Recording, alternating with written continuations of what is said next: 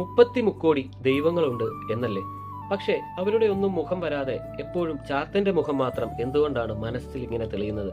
അല്ലെങ്കിൽ നമ്മുടെ കൺമുമ്പിൽ എപ്പോഴും ചാത്തന്റെ മുഖം മാത്രം എന്താണ് ഇങ്ങനെ മിന്നിമറയുന്നത് എന്ന് ഒരിക്കലെങ്കിലും ആലോചിച്ചിട്ടുണ്ടോ?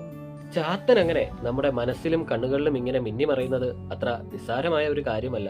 അത് എല്ലാവർക്കും കിട്ടുന്ന ഒരു ഭാഗ്യവുമല്ല. ചിലപ്പോൾ ഈ ജന്മത്തിലെയോ ഉജ്ജന്മത്തിലെയോ പുണ്യം കൊണ്ടായിരിക്കാം ചാത്തൻ ഇപ്പോൾ നമ്മുടെ മനസ്സിൽ തെളിയുന്നത്. ഈ ജന്മത്തിലെ നമ്മുടെ ജീവിതത്തിന് ഒരു നിയോഗമുണ്ടായിരിക്കും. ആ നിയോഗം എന്താന്നുള്ളത് നമ്മുടെ മനസ്സിൽ ചാത്തനായി തന്നെ തെളിയിച്ചു തരുന്നതായിരിക്കും. ചാത്തനെ അറിയാതെ, ചാത്തൻ എന്താന്ന് പോലും അറിയാതെ കുറ്റം പറയുന്ന ഒരുപാട് ആളുകൾ നമ്മുടെ ചുറ്റുമുണ്ടായിരിക്കും. അവർ പറയട്ടെ, അവർ ഒരുപക്ഷെ നിരീശ്വരവാദികളാണ് എന്നായിരിക്കും അവരുടെ വാദം. പക്ഷെ ജീവിതത്തിന്റെ ഒരു സന്ദർഭത്തിലെങ്കിലും അവർ ചാത്തന്റെ മുന്നിൽ എത്താതിരിക്കില്ല. ചാത്തൻ എന്നത് പരമമായ ഒരു സത്യമാണ്. അത് വിശ്വസിക്കുന്നവർക്ക് അത് മനസ്സിലാകും. കാലചക്രം അത് അവർക്ക് മനസ്സിലാക്കി കൊടുത്തുകൊള്ളും.